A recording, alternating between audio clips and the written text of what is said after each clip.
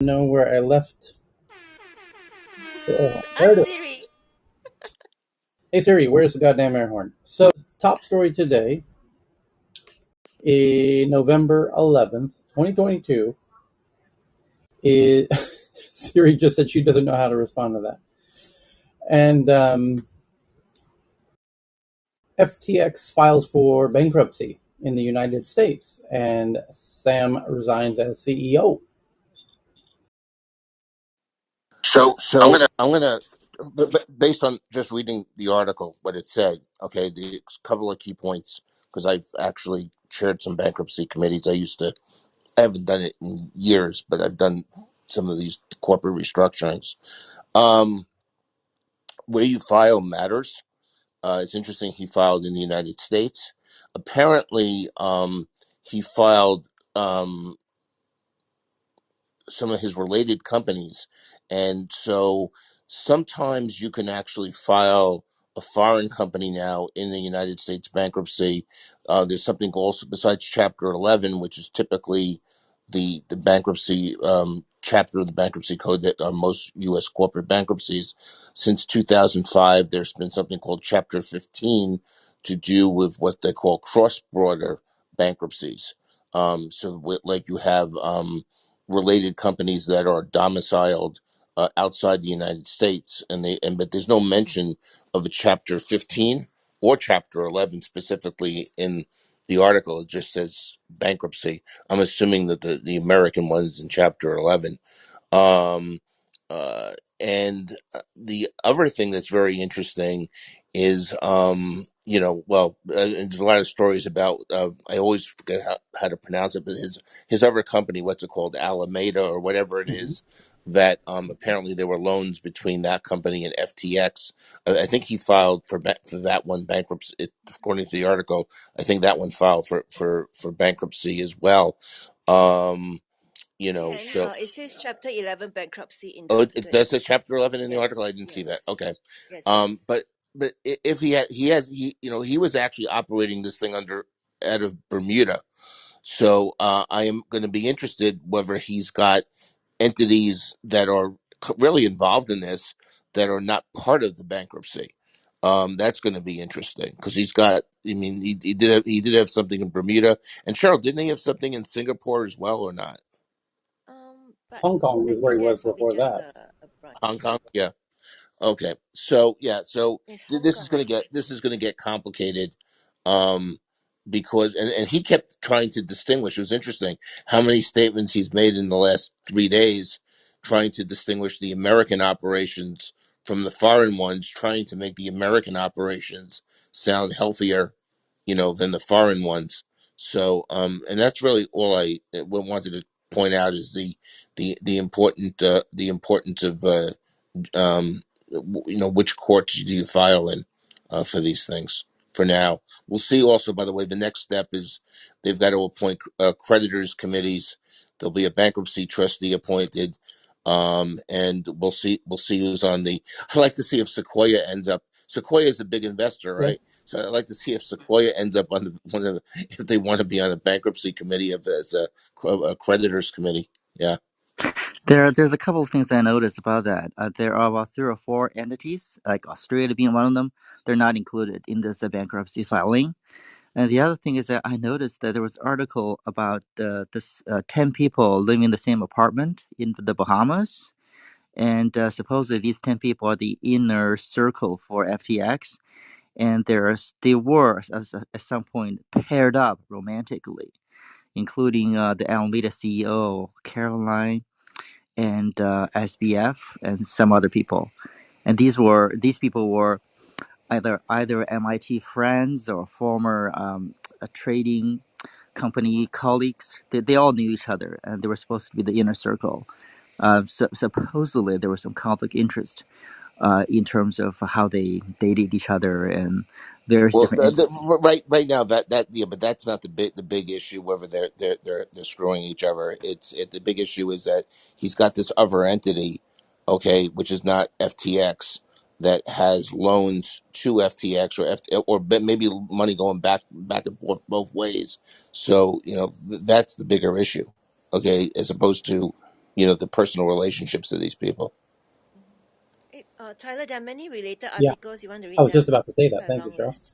So there's a ton of related articles. One is from Sam himself saying he apologizes that he quote unquote fucked up. That's a technical term. Um, and his priority is doing right by users, plans to raise funds and close Alameda and more. Financial Times says a look at SBF's rise and fall in DC, becoming the face of crypto regulation, proposing bills and testifying to Congress before it collapsed. CoinDesk has one that FTX US tells users to close out positions as it may halt trading in days. Hours after SBF said FTX US is 100% liquid. And CoinDesk has one that BlockFi pauses withdrawals and asks users not to deposit to its wallet or interest accounts, saying it can't operate normally amid the lack of clarity around FTX. Current and former FTX and Alameda staff describe rampant conflicts of interest, nepotism, and a lack of oversight, while SBF ran the companies with housemates. And that's the article that sounds like Ben read, which I read as well. And the Bahamas Securities Commission freezes the assets of FTX and related parties and appoints an attorney as a provisional liquidator. So if you ever want to go to a good government auction, if you need some good Aeron chairs. And then FTX's former institutional sales head looks at its balance sheet and options, including bankruptcy and issuing a token, and their pros and cons. And Wall Street Journal says they have sources that SBF told investors that Alameda owes FTX about $10 billion. That means they borrowed $10 billion from FTX, by the way. And FTX extended loans to Alameda using customer funds. That's the problem. Describing the decision as a poor judgment call. I'm just a young guy.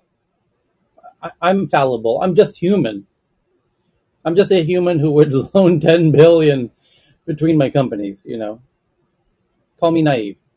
By the way, the other day I said this was analogous, and then there was another story that used the same analogy. I forgot what publication. This is a little bit analogous to what happened with MF Global, John Corzine's company, where he was using customer funds that was supposed to be segregated, and he was using them for other parts of their business. It was like trading. He was trading with that money, and he lost the money in trading, and it wasn't, and that money, the customer money, was supposed to be segregated, and that was a regulated entity. So actually SIPC in the United States made good on a fair amount of the MF Global thing. So the investors ultimately took some time, got a good part of their money back. There's no SIPC here, and people are going to learn the hard way, because the whole thing is completely unregulated. And so yeah. Next, we turn to this company called Twitter.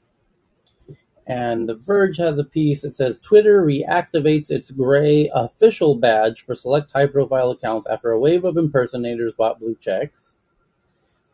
Secondarily, from The Verge, some Twitter users say the option to sign up for $8 Twitter Blue has disappeared from the iOS app. An error message says it will be available in the future. TechCrunch says fake Twitter accounts of athletes and others are spreading fake announcements and chaos, etc. And looking at Alon's tweets since we met yesterday, here they are chronologically. He said about 13 hours ago, going forward, accounts engaged in parody must include parody in the name, not just the bio. To be more precise, accounts doing parody impersonations or tricking people is not okay. And then 7 hours ago, he said it's quite the day, some epically funny tweets. And I think he's referring to some of the impersonations were actually totally hilarious, by the way, and just objectively, which he wouldn't even try to deny. So I think he found them very funny himself.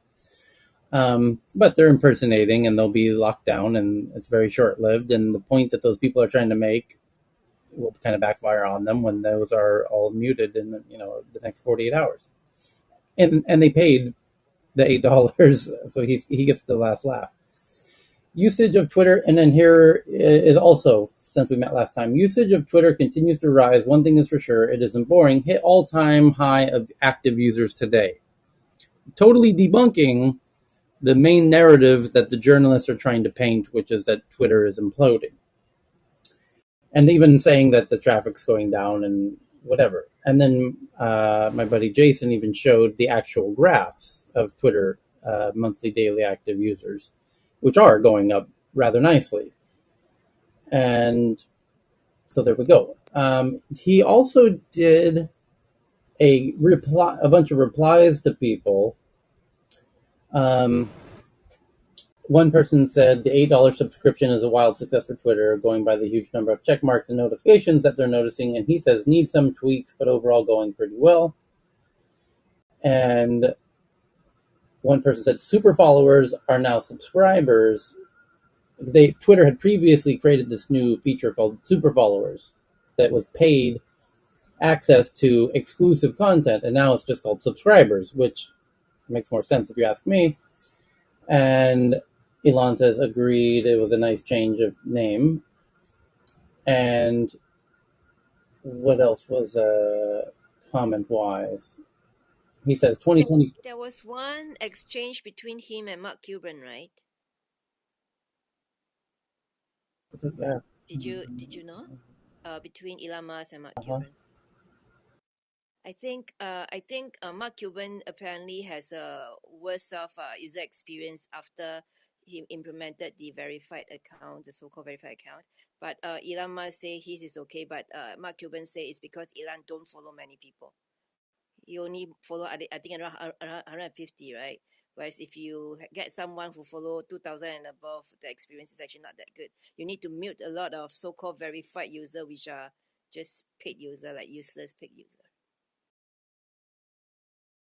Um, Yeah, if you noticed, official accounts are back. You know, he nixed the idea of official accounts versus verified accounts, but they're Yeah. back. So every day there's another twist. On that note, Evan, your Lockheed Martin print screen is a meme, right? It's not real. Ken was asking just now. Is what? What? Am I not It real? is a No, meme, right? I'm It not is a. fake news, right? The Lockheed Martin thing about not selling to Oh yeah, Saudi look at Arabia. the name of Yeah, there's no the handle official is there. Lockheed Martini. Okay, so now we turn to Amazon. How Amazon's shopping experience, saturated with sponsored products, impacts sellers and consumers as its ad revenue surpassed revenue from Prime in 2022. And this is Vox doing a deep dive on Amazon, so take it with a little salt. New York Times has one. Interviews with 36 current and former Twitter employees detail the excruciating chaos during Elon Musk's first 2 weeks in charge. I mean, he thought Vietnam was bad, during the Vietnam War, and people say D-Day was rough, but let me tell you, it was nothing compared to the first 2 weeks of Elon Musk's reign at Twitter. Excruciating chaos. One of the guys who was on Twitter, one of their employees, who was this is post Elon Musk taking over, who was on Twitter explaining how all this new blue checkmark thing was supposed to work. He actually resigned yesterday or resigned this morning. About the chaos, actually, Twitter had a settlement with the SEC 2011 on the two-step verification. And in the settlement, they were supposed to instill a procedure where there were supposed to be executives monitoring how that was done. But because Twitter actually Elon fired the chief of the person that was responsible for that. And supposedly Elon was asking engineers to self-certify that they're complying with the agreement. So that might be a problem in the eyes of SEC in terms of potentially violating the settlement agreement with the SEC. It's with the FTC, isn't it? Also, he's got an FTC I don't. I think it's the agreement they're talking about is the FTC privacy suit, Federal Trade Commission. Okay, so the article, the New York Times article, I can imagine what it says. Um, anyway, Twitter, the massive. Anyway, okay. I googled the name of the lead name in the byline, which, for those who are endlessly curious, is Kate Congner, and I recall seeing that name, and I seem to recollect that it was on some negative articles about Twitter, and I googled, and sure enough, she has quite a nice history of kind of negative bits about since Elon's taken over Twitter. So she seems to have a little agenda vendetta going on there. A little, anyway. So there are sources.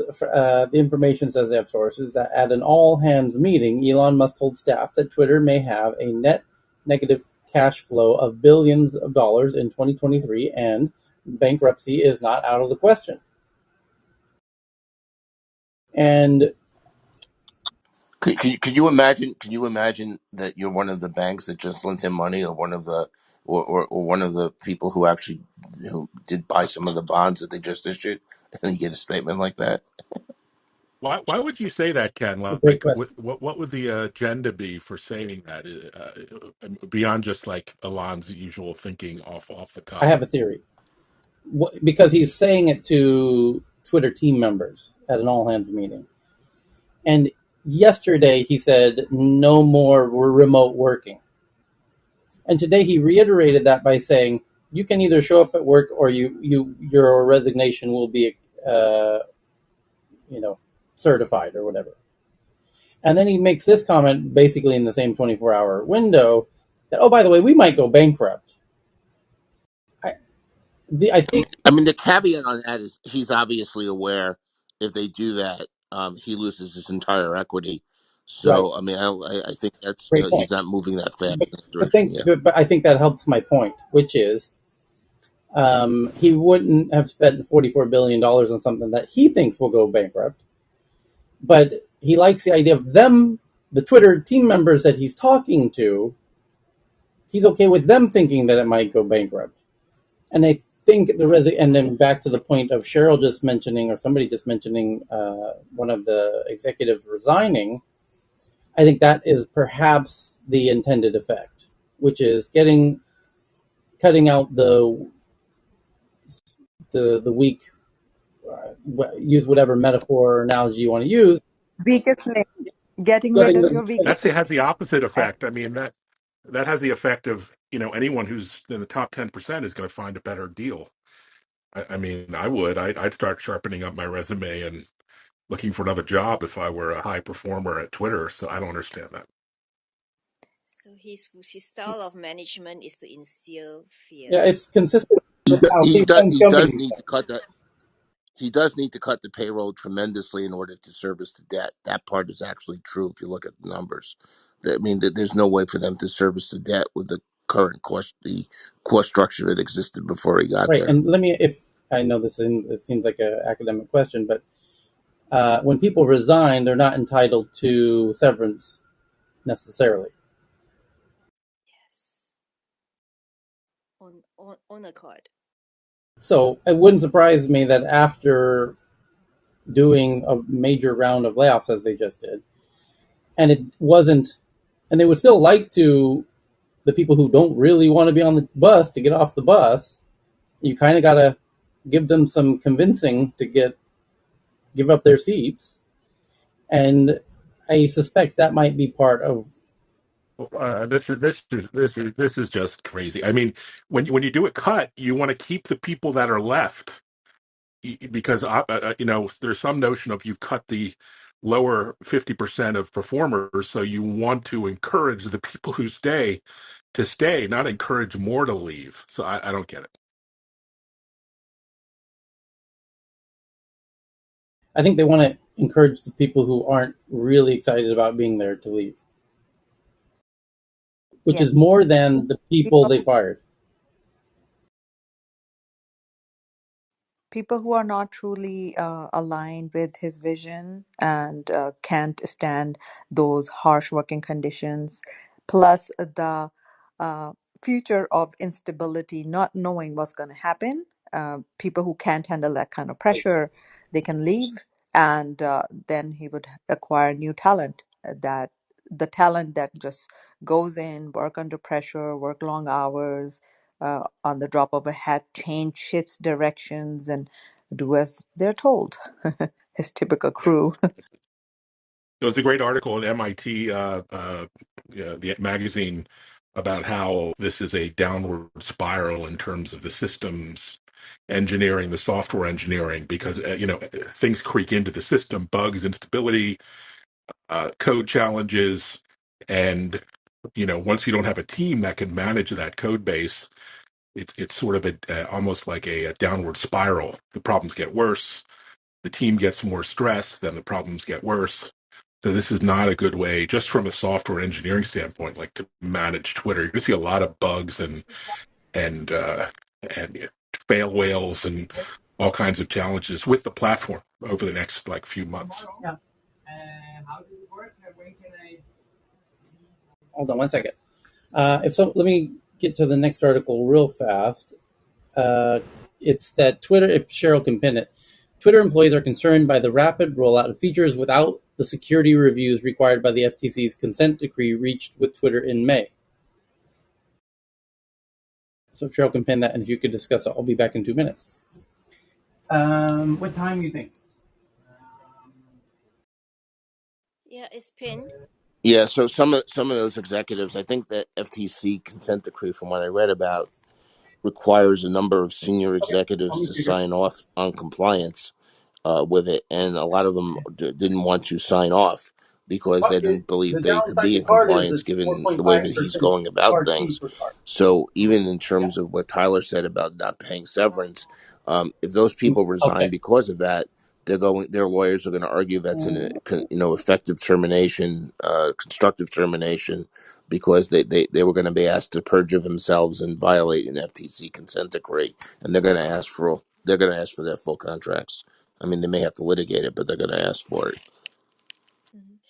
I think this article actually came after the Bloomberg article that says that Twitter's head of trust and safety resigned on 3,800 baht. November 10, according to sources, and the head of ad sales, Robin Wheeler, also resigned, but Elon Musk convinced her to stay.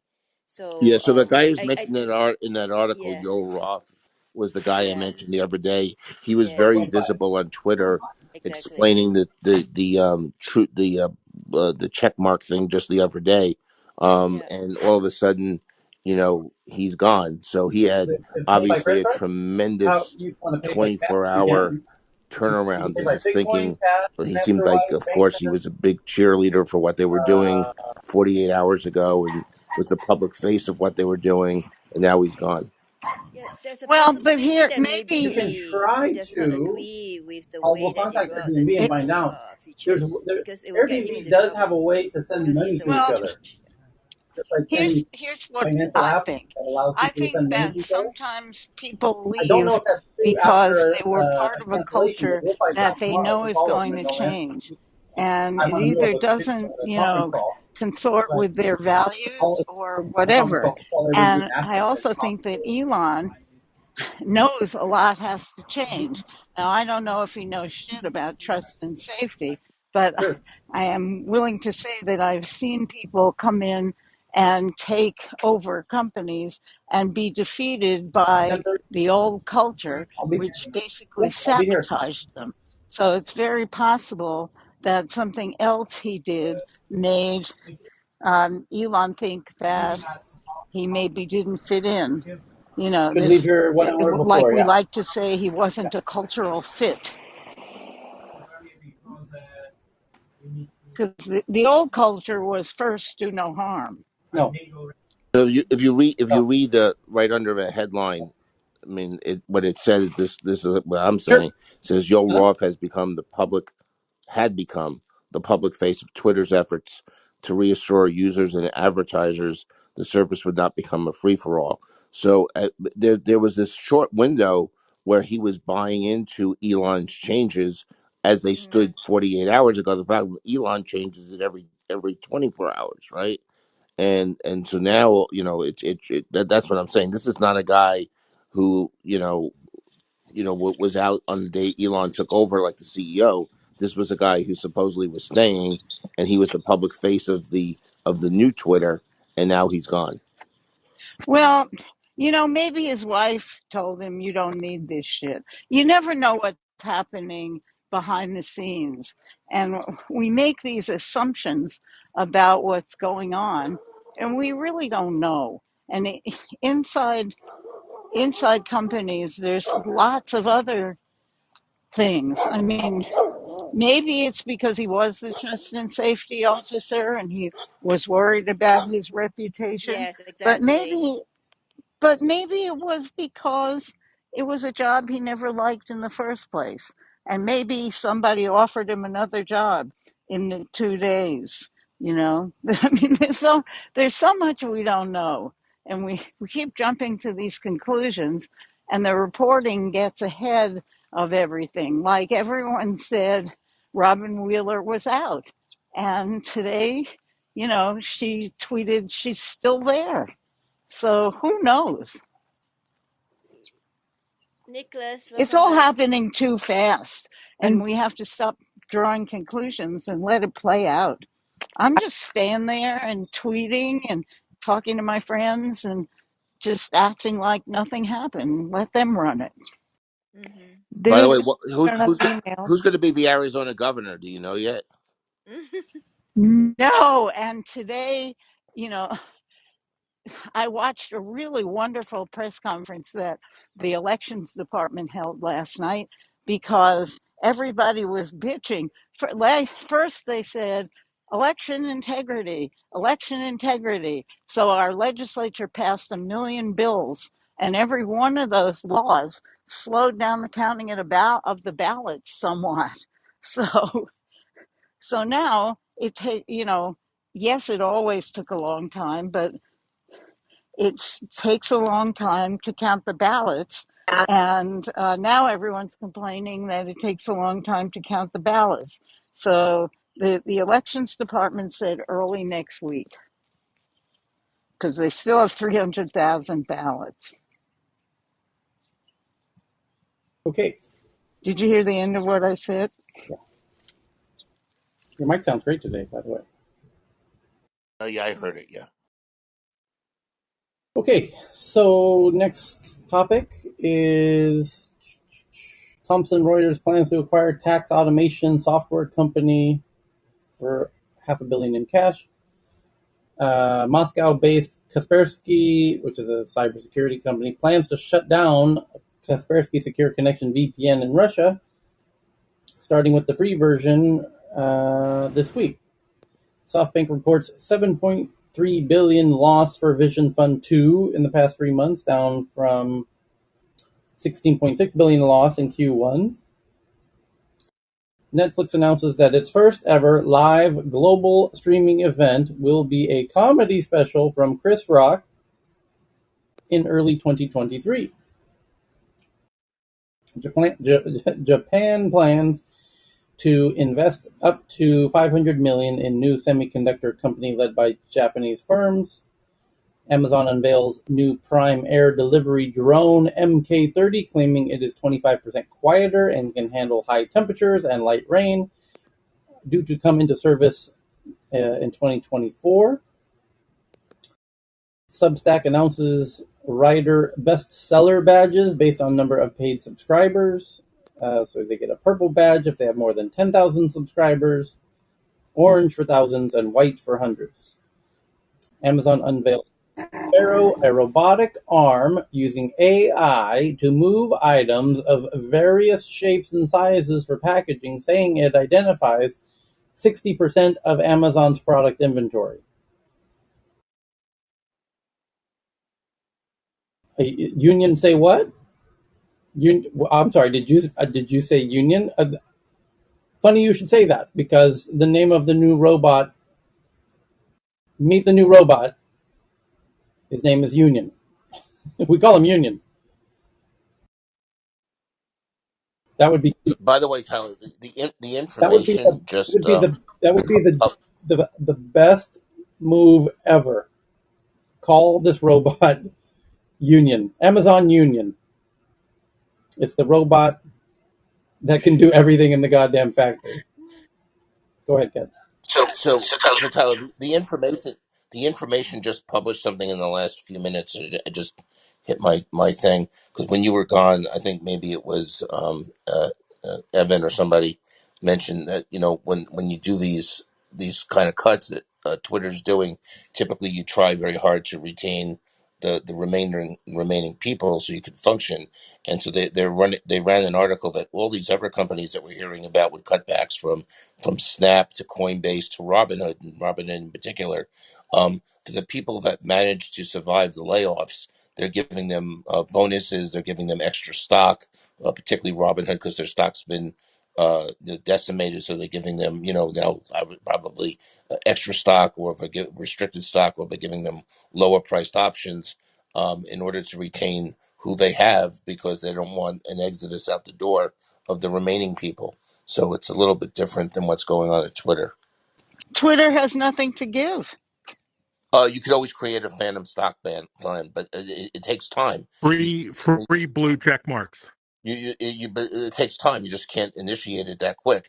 And you could always give cash, but it's hard to give cash when you're trying to come up with cash to pay bondholders. So Okay. Was there another one? Oh, Google Play expands third-party billing pilot to the U.S., Brazil, and South Africa, with Bumble joining Spotify as one of the pilot testers. There you go.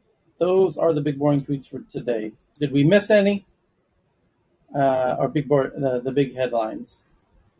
And now we go to the tweets. So you can share a tweet if you found an interesting story since we met last time. And did anyone see an interesting story since we met last time?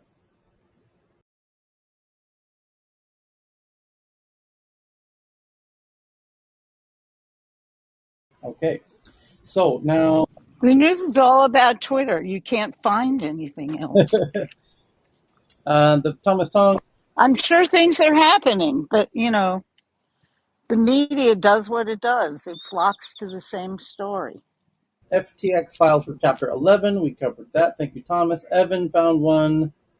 The other Evan Thibault. YouTube's new live Q&A feature makes it easier to manage questions during live streams. Well, that's what social shopping is all about, by the way. YouTube's new live Q&A feature. That's cool. That's very cool. And Valerie found one from Reuters. China supports central SOEs to issue tech innovation bonds.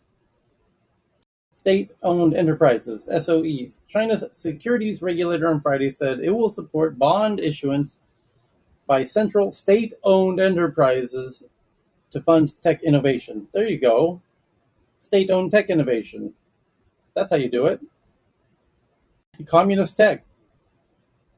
Communist tech meetup. I see my future clearly in front of me now. I'm going to start the communist tech meetup. We'll be meeting every month in Beijing. State-owned enterprises to fund tech innovation. States don't have a long history historically of innovation. Tends to be disproportionately favors capitalism, areas of high degrees of capitalism. Anyway, we'll see. Musk paints a bleak picture for Twitter. What about Vietnam? That's a great example. I was just there, and I literally had that conversation 48 hours ago with a dear friend of mine who's a geek Swede, a founder, who moved to Vietnam. And when you're in Vietnam, there's government communist posters everywhere, and buildings, red buildings with gold hammers and sickles, and it's everywhere.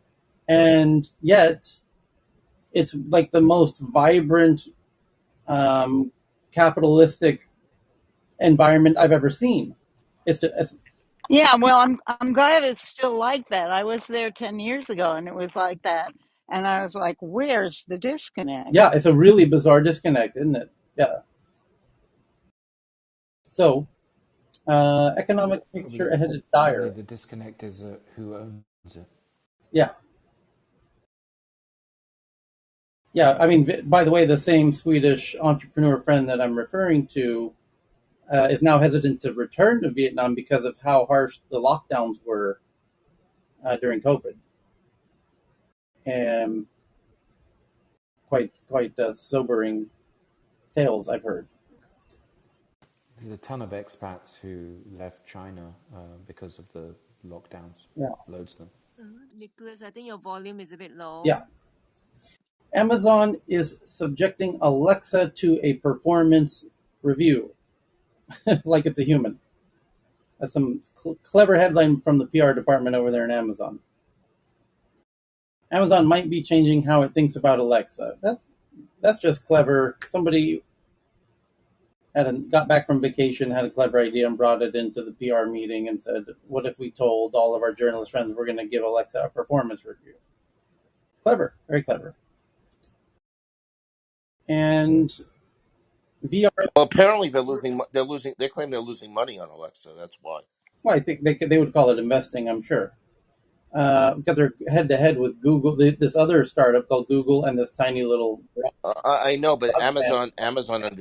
Amazon's now promised investors they're going to focus more on actually, making money because they had really good profits in like I think it was 2020, 20. I mean, the last 2 years up until this past year, and all of a sudden their profits went away. So I mean, there's a lot of pressure now, investor pressure to actually make money. It's not going to be like the old days, where they're going to hemorrhage like they did when they were growing, like that. Yeah. VR controlled robots are being designed to treat injured soldiers. UK researchers envision a future where medical technicians send telepresence robots into harm's way. You could have the robotic dog that we see with the machine gun on the back, which we've lately seen a version Evan found of an amazing video of it being dropped from the air by a drone. That could also be a medical, uh, you know, injury kind of treatment providing service to if there happens to be a human in the field. I don't know that you need humans in the field when you've got these goddamn robotic dogs with It would machine guns. it would have to be called Bernard. Mm, yes, I think Francine's sort of right. There isn't a whole lot of other art. The articles we covered really hit the. There is another. I mean, it's related to these others, the main Twitter story, but I just saw it. By the way, we didn't mention it. I mean, to I show you how just we're. tweeted it. The blue check mark is gone. No, no, It's that's not. No, no, no, suspended. no. We know that that wasn't. We discussed the blue check mark, but I'm saying the consequence of the blue check mark issue is Eli Lilly. Somebody had a fake Eli Lilly account, and they put something out to Twitter that the insulin was now free, and all of a sudden Eli Lilly stock started to crater. I mean, that's. I mean, this is just yeah, yeah. Can I? I must have. I heard rumors of this, but Oh, welcome back. Read the I Anytime, comments have now. I anytime a have company can move the stock market like that, that's dangerous. question. So did they officially? Because I saw they suspended it. Did they officially drop the plan? No, currently it's just suspended. That's the tweet I saw. Currently, it's not working as we all were discussing earlier. So it's suspended. I'm not sure for how I long. saw okay. So I saw that it was suspended, but I didn't know if there'd been any official word. I thought that Musk, with his "we're going to do a lot of things, a lot of dumb things, and we're going to change them as what's not working" type, which I thought might have been the precursor to this. Well, they didn't take away. My understanding is they didn't take away the blue check marks for anyone who had them before November 8th or something, whatever the date was. but they're Did just not Evan until lose new his? ones. Evan, did you lose yours? No, I got it before they announced Oh, you had it. they were suspending it by a date. So I slipped under the covers. Yeah. So basically, you will retain your blue check mark now. No, Alonzo Ask said in the Elon. past I don't 24 know. hours that all of the previous blue check marks, like myself, will be retired due to the fact that there's so many people who were given them kind of without proper due diligence. Evan, your mark is not blue yet, right? It's not implemented yet. It's blue. Maybe it's a different shade of blue. I don't know. So, Yeah, so If you Tyler, turn, if doesn't you, that create a problem that Twitter had, before Elon ever got involved? Now every, people can, no one's going to know who's the real president, the real senator, the real governor, the real, Kim Kardashian, well, because that's why they have the official designation, which is back. So if there you is an look official on some, designation that it is back. Okay, okay. No, I didn't yeah, think that Yeah, that actually was there, but yeah, it's maybe. the gray. It's the gray mark, right? Right. yep. Tyler, you still have yours. Yeah. So Evan doesn't have his, but you have yours. No, So so they I So think those Evans new lost. ones So will. Evans lost. So basically, Uh-oh. anyone Those who paid. before the blue check mark is going to get their money back, and then we're going back to the original, and they're going to have to rethink Did, how they're going to convert their economic model from advertising to subscription or did they say surveillance. money back guarantee? They're going to give it back. That's for sure.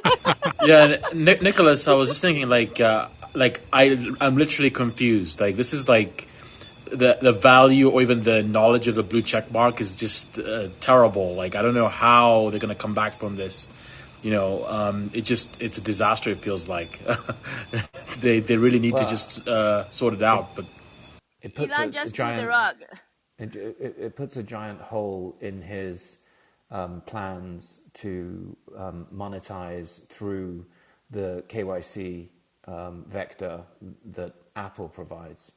And I think that, I don't know if you included the tweet of the president speaking yesterday and responding to a question about what they could do, but the FTC and all the stuff that I think I tapped into at the end of you talking before alludes directly to the fact that, this whole approach has invited all of the negative consequences at once that you wouldn't want to trigger if you were trying to turn around a business with $12.5 billion worth of debt and basically very little in earnings.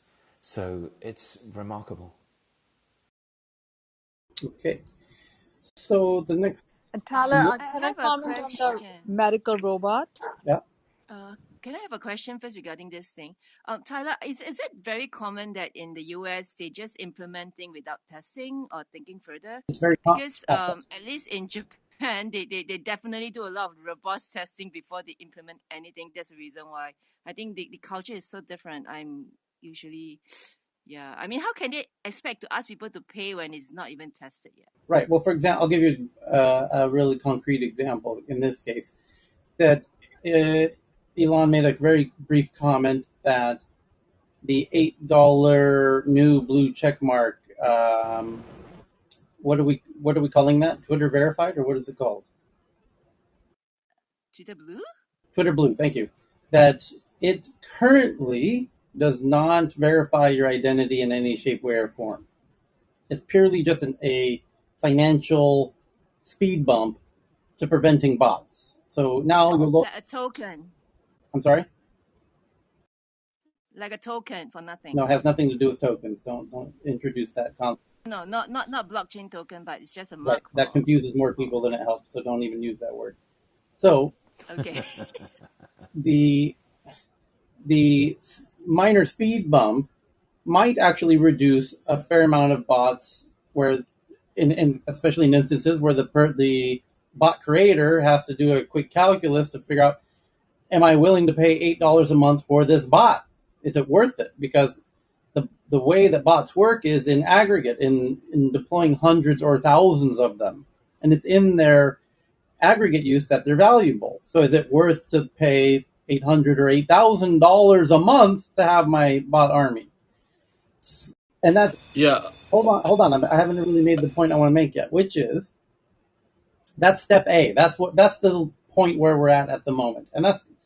But he made a comment in the past 24 hours that identity verification will become part of Twitter Blue in the near future, as will affiliations, which is very interesting because then, for example, when you'll be prompted if you already are a Twitter Blue member or subscriber, or if you do sign up as a new subscriber, you'll be prompted to verify your identity in some fashion that they're obviously working on now, and they might use Stripe's identification system APIs, or roll their own. Oh, but the affiliation one is really interesting because I don't think Stripe does that. So that leads me to think that they're going to roll their own on that piece, at least, anyways, which would potentially allow you to verify that you work at the Guardian. For example, you're going to have to show evidence that you work at the Guardian to have that in your bio. So these are what we refer to as Right. attestations. So he is building a centralized version of what one would ideally want in a decentralized way. So that the reason for his wanting to find a way to get paid is that if you do the KYC AML, you can verify that indeed I am a human, right? So just like you said, you cut out the bot traffic. But that does solve the bot problem, but in the way that Twitter works, it also gives license to people who, for an $8 hurdle, would create chaos. And so it's a badly thought through, to answer Cheryl's question, it's a badly thought through strategy that works from the top down, but not from the bottom up. So this is a misunderstanding by Elon as to the second order effects of what this monetization move does for you.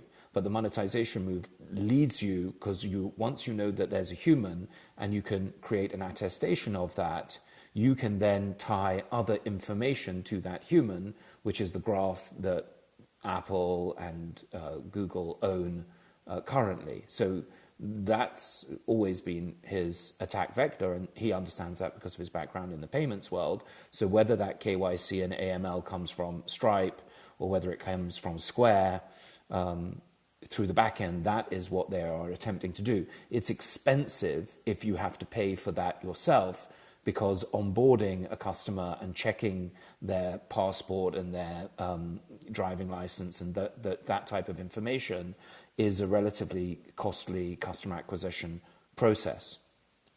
So, this is what he's trying to do. And the worrying thing is then that you're basically just creating yourself as a serf in his system, because I can't see him then giving that back to the people. He's going to monetize that community and try to be Elon-owned WeChat, which is his stated ambition. yeah. I was going to add that I think the word that Cheryl was looking for is maybe it's like the ultimate identity rundle, right? Rundle is like a recurring bundle, right? So this is what like Apple has with their various services, Apple TV, Apple Music, etc. And so it'd be interesting if they can, if it's the considered, I guess, the holy grail of tech revenue quality, right? If you can have something that you pay and you keep adding, whether it's Microsoft Office 365 or it's Apple bundle. This could Prime. be something. It's Prime. It's Prime Yeah, for like Twitter. Prime. Yeah, Amazon. Exactly. Yeah, and so it's an identity at the core of it. So I guess that's what he's trying to go for. That is the critical thing, and what identity links to through your bank account is your employment status, your tax status, and every other piece of information that relates to you as a unit of advertising inventory in your attention span. That is what he's doing. It's monetizing your attention, which is the attention economy, which is surveillance capitalism. That is the model, and that he has said that he, in his own words, that he wants the adverts to be considered as content and that it would serve you exactly what you want being at the comfortable with moment that risks. you want it. At the moment that you want it. And as such, it is absolutely clear that he is trying to do what Is very people should be important. doing for themselves. And so you should be monetizing yourself We tend not to have things versus like his stop loss. $156 a year for the privilege, right? You should be able to do that yourself using zero knowledge proofs that would enable you to retain your privacy but prove everything verifiably. Cheryl, to answer your question from another aspect, when it came to cameras, Sony, a Japanese company, and Panasonic have done very well with testing internally their products, but they milk it year after year. So buyers of the cameras were frustrated with just getting very small incremental updates on cameras. That's where Red saw opportunity. Red, an American company, a camera company, took over the market, and they were supposed to fail, but they really did successfully well on something. Instead of so much internal testing, they didn't hire, I'm sorry, they gave privilege to those that invested in them early the opportunity to buy the camera with the understanding it is absolutely going to have a learning curve and problems and bugs. This was frustrating for Hollywood, but what it did was led to innovation and bleeding edge technology opportunities to those willing to take the risk. In the end, Red has solidified and been successful in penetrating the market, and now they are considered as the leaders in the world of innovation in camera technology, as Sony and Panasonic have taken a back seat. So yes, you're right, but innovation is where we win. Except they failed miserably in smartphones, despite like spending $100 million and were at Red. Absolutely, But absolutely correct. Absolutely correct. Yes. So, speaking of Elon, there was a tweet exchange since we started today from Reuters and Elon. And Reuters says exclusive Tesla is considering exporting China made electric cars to the US. Elon says false. He just his response is one word false.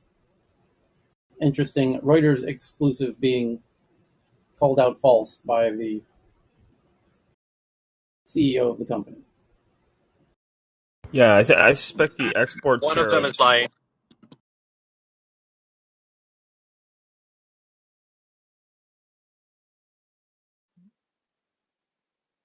Something happened? Both of Sorry, them.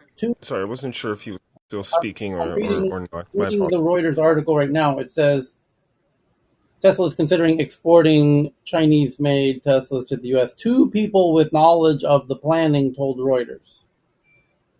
Doesn't make sense. It's gonna cost them so much to bring it over here. And Chinese market in itself absorb all the production from Shanghai center. So doesn't make any sense. Like The they cost don't of have any manufacturing in China leftover. is much less than They the don't cost have of any leftover. manufacturing in the US. Can't hear anything. So, just to clarify, he's saying that it is not true that they will be exporting Teslas to America. That's the news? Right. Wait, yes. Okay. Where So, is he getting the parts to assemble the car in US? No. Pre-assembled in China. But in China, the what government would be are just to understand the narrative, like what's the story there? It's like, okay, it's he's seen as a bad guy because he's importing Chinese goods into America instead of making them in America. Is that the narrative, or is it the narrative something else that I'm Good question. missing? And I think here's part of the answer for you. In the tweet version of the Reuters article, it says that Tesla is considering exporting Chinese-made Teslas to the U.S. And then it continues to say a reversal that would reflect Tesla's deepening cost advantage at its Shanghai plant and slower demand from Chinese consumers. And So it's basically saying that the Tesla business is benefiting from cheap Chinese labor and and that not and that being demanded and and not being demanded for locally, right, and therefore they need to export the right, vehicles in order to stay in force with their agreement, because they've got set production right, agreements with the Chinese government right, to keep their right. license, right? And to that, I responded that all the vehicles made in China are already sold in China, and the wait list is so long there.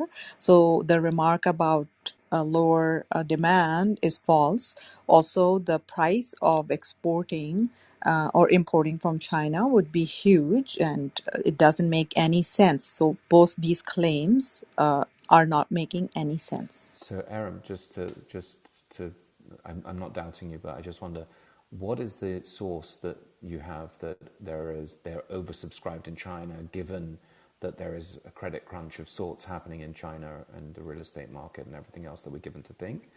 Question number one. Question number two, with regard to your second point, what is what is your basis for that thought?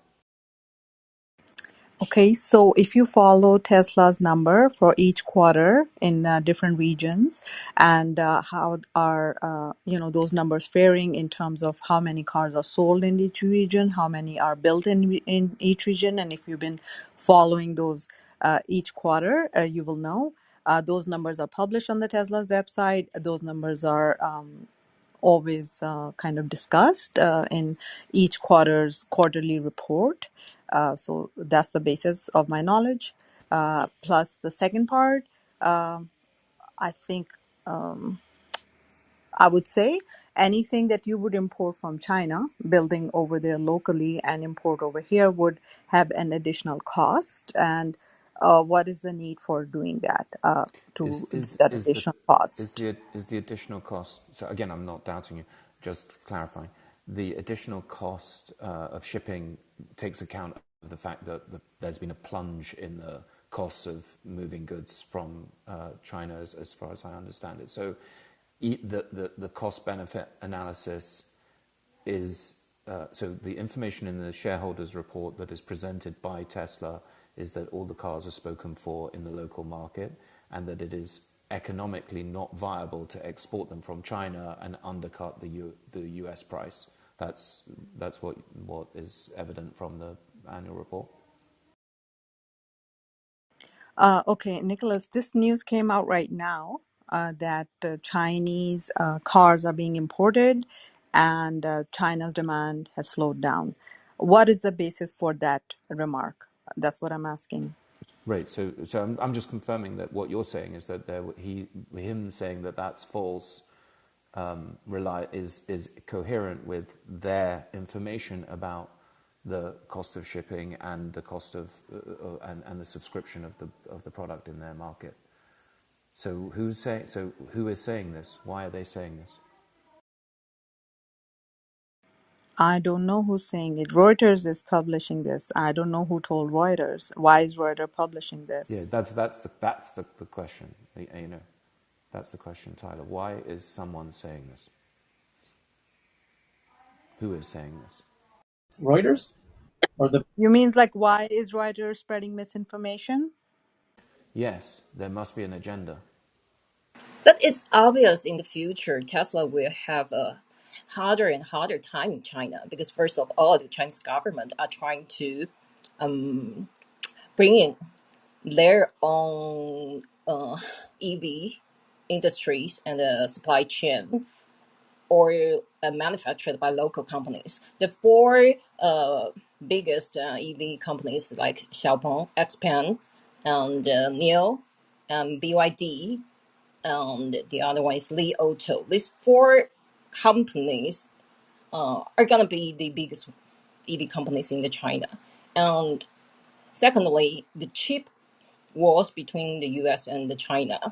This is gonna affect the the chip imported and all the regulations. So Tesla as the so I mean Elon Musk the sole investors of Tesla China. Uh, I mean, he and both his companies gonna be like forced to have some stance between U.S. and the China government. So it's obvious in the future they need to find a way out, and the competitiveness in China is not free, right? So there are many other issues, especially the political ones, to affect the market. And the four Chinese companies I just mentioned, they will have the advantage in price as well in China. So it's I think it's reasonably consider how to export the car made in China to other countries. Maybe not only to U.S. other countries as well. But I'm not sure what's the Oh, I think Europe will definitely be an export market for yeah, the so EVs. so it's not. I think it's not just out of nowhere. They for the loan market, especially in our local news and analysis here, it's very obvious that the Chinese companies they advance so quickly. And of course, no matter how they get like tech in EV, they're gonna be the biggest one in China in the future. So I'm just saying it's not out of nowhere. It's a very reasonable consideration in the future. Okay, so taking what you've said and what Aram said into account, and looking at the news source, and Kyle posted something about there being a mismatch in demand and supply, somebody is trying to highlight that there is an issue with demand and supply, and that he is reliant upon the government to be involved in conversations with the Chinese government with regard to how they can optimally sell these vehicles in international markets. So he's being reminded that there is a nation state angle to his ownership of Twitter, potentially, through his other businesses, which we talked about, the fact that because he operates SpaceX with the US government essentially, and the was involved in statecraft with the Starlink provision and tangled with the Russians, that he is operating at a different level, and that he doesn't, he's being reminded of that. It seems to me that article seems to be trying to send a resonance of that. So, like by spreading misinformation, someone is trying to blackmail Tesla's um, Well, reputation, and also trying he's being to reminded. He's being try. So, reminded. by spreading misinformation, by lying about something which is not even there, they are trying to blackmail him or his company, Well, I'm not sure. and If you the look at demand Kyle's link, is Kyle's demand link good? I'm not sure what, sorry, and the demand, I'm still waiting for my Tesla. It's been a year. The demand is so high that people are waiting in line for years after putting down their deposits. So I don't know where the In demand has China? softened, because every quarter, end of the quarter, they post the numbers of how many cars are If you built, believe the how many numbers, cars okay. are. So, oh, believe. Also, I don't even believe the numbers. So that's the question, right? The So the question that we've people come who to are learn, working, the question, Aaron, that we've come to learn hold about on, excuse markets me, is that you can't Nicholas, necessarily one trust the minute. information, can you? Not so the company is lying about their numbers. They're lying about the production number. Is that They're unheard lying of? upon their demand number. They're Is lying that about. unheard of, though? They are lying about the company is lying totally about their demand, their supply, their production. Who At the provides the end of the numbers? quarter, they are lying about all of that. Totally, But yes, but right. maybe that's what's trying to be pointed out, is that we are reliant on the numbers from the source of the numbers that has a vested interest in those numbers. And so why is someone trying to Why is a news organization or some other trying to seed a story that makes us pull on a thread? That's all it's trying to do, is to try, and we're doing that here just for the sake of it, just as a Um, question, right? Just as a question. I can maybe invite Michael Hu, who's the head of the China Tesla owners, not only the club, but he also works there. And the number he posts every quarterly when he comes here are based on the cars that they sell. And at the end of the quarter, the last day of the quarter, there's a meeting that we hold here, in United States online, that meeting where he shares the number with us, all of us. So the people who are working in Tesla, all of them are lying. Perhaps Well, if you look that's at FTX, sorry. there was an It's just, oh apology, my Aaron. God, There oh was an my God. apology today, just by way of advocacy.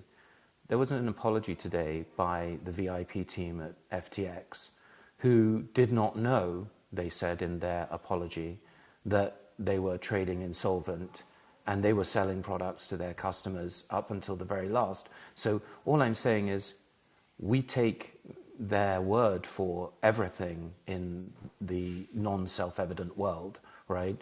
And that's what we call being post-trust. It's, who do you trust? Do I trust their numbers? Do I trust the Chinese government's numbers when I look at economic indicators? Everybody knows that those numbers are made for consumption rather than necessarily being 100% accurate. And we skew our own numbers. Our own inflation numbers are not the inflation numbers of our parents or our grandparents. So I'm not saying one is better than the other. I'm saying that everybody presents information with a narrative. This information was presented to us, and is it meant for us to question the veracity of these statements? And when Elon says it's false, we say, okay, how do we check whether that is a correct statement? Are they audited, these numbers? No, Shaheen, this company is never audited. Everything is false. Maybe, I don't No, know. no, I'm not. But there I'm is not. a Aram, possibility that the I'm not numbers asking. may not be accurate because, okay, relatively speaking, Japan has the most honest people, but the executives lie too. Just take Toshiba as an example. They lie about numbers because they want to create a narrative. So it can happen. So it's not 100%. Yeah. Uh, No, of And course by the it way, can they're happen, Cheryl. publicly traded. Aram, I wasn't asking you individually. You should not be, should not be put in that position. But I'm just wondering if the numbers that Tesla publishes are audited or not. Well, The assumption, they have hang auditors on, that are public. let me finish. The assumption, Nicholas, is that these numbers are correct, because I have raised the same issue in other forums, and people have kind of said that the assumption is that the numbers are correct. In terms of backlog, there is in fact a question of conversion, because you've only got a deposit, and whether that deposit translates into an actual purchase, that's a conversion factor that is subject to variation. And if there's a credit crunch in China, one can assume that maybe that conversion is going to be lower in the future than it is now. So maybe it is that. I mean, so far, I don't think there's any grounds to doubt the numbers that Tesla publishes, but I think it's a valid question to find out where the source of the numbers are and whether the definitions of the same item remains consistent. Thanks. That's a And great the point. reason, I would and the say reason China why, doesn't. just for once, just to respond to Shaheen very quickly. So that's exactly all I was saying, and I wasn't, God forbid, Aaron, I wasn't attacking you. I just wanted to tease out this thought and then reflect on the fact that there is a relationship between orders and completions, and there are lots of failures happening in the auto sector, and we should note that the recent CPI figures and inflation figures showed a massive slowdown in the automotive element of consumption. So there's definitely dislocation in auto. Whether Tesla is immune to this or not, I don't know. But at the same time, we have to acknowledge, just like FTX is trading on in over-collateralizing an asset that is overinflated, so the FTT tokens are overinflated collateral, which they were using to borrow dollars against. You can think of Tesla stock in the same way because it trades absolutely without reference to its earnings, and it is a meme stock in many regards because it doesn't trade in the way that other companies trade in relationship to their revenues and their profits. And so when you borrow against an over collateralized asset, which is exactly where Elon is, it has many of the same features that FTT had.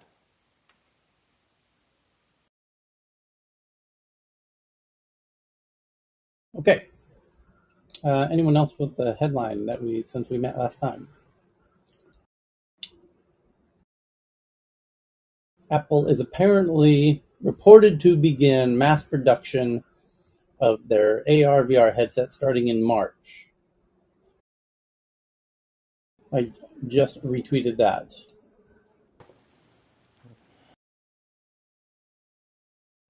They're going to do their part to stimulate the economy when it's needed. Um, two patients in the UK received two small doses of lab-grown blood samples, first transfusions of lab-grown blood. One of the key advantages is that the lab-grown red blood cells are freshly made as compared to donor blood samples that are likely contain red blood cells of varying ages. And I have also seen studies that give support to the idea that young red blood cells from younger individuals have some inherent benefits to the receiver of those. And so that you have wealthy individuals. That's Yes. Project Restore, right? It's called, or the experiment called Restore. I'm sure there's lots of people doing things with different names around that. But the idea of lab grown blood is Have good blood. I just retweeted. Oh, it's a great idea because you get the blood without any pathogens. It can be for like rare blood types, all sort of great things that you can do with lab grown blood cells. What about vitamin infused blood? Oh, even better, Oxygenated blood. all sort of steroids and things that you can inject in them or remove from them. It's you're starting with a clean slate. So basically, um, probably the best thing that you can have in a controlled environment. Yeah, Yeah, this is potentially an absolute replacement for blood donation, blood banking.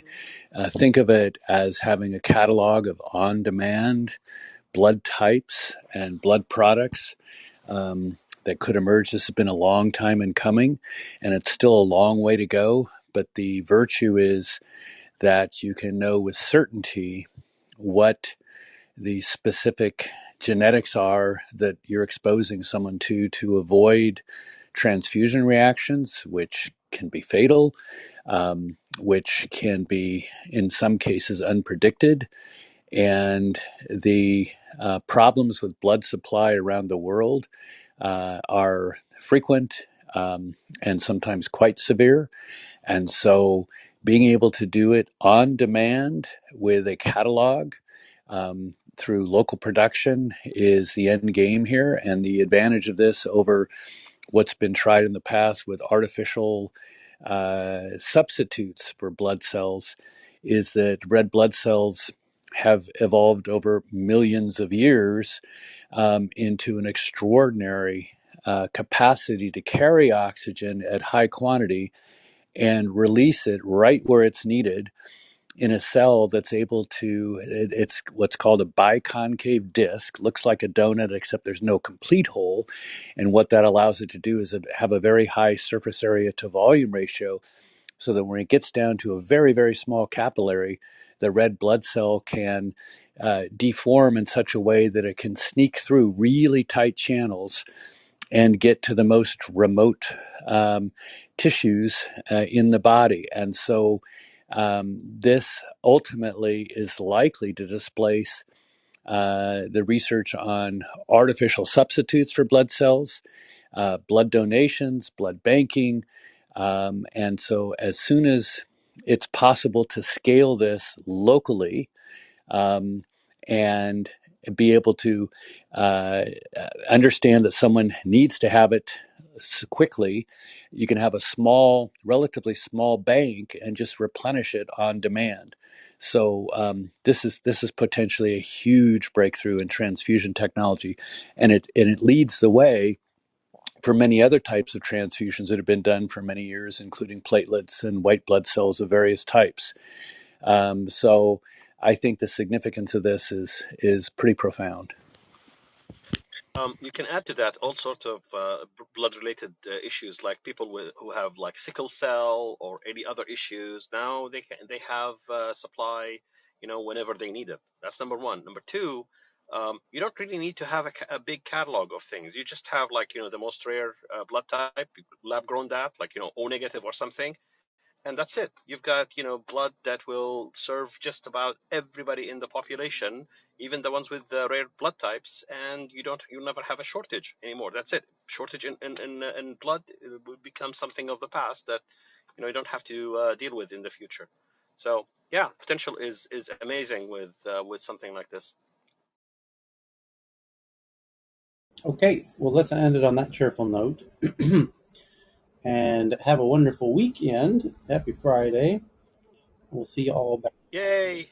Ben has a room Okay, good. in 20 minutes, Okay, so I'm going to. well done. Thank you, Happy Veterans everyone. Day. Thank you, Oh, yeah. Happy thank you, Singles Tyler. Day for you guys. Singles Day for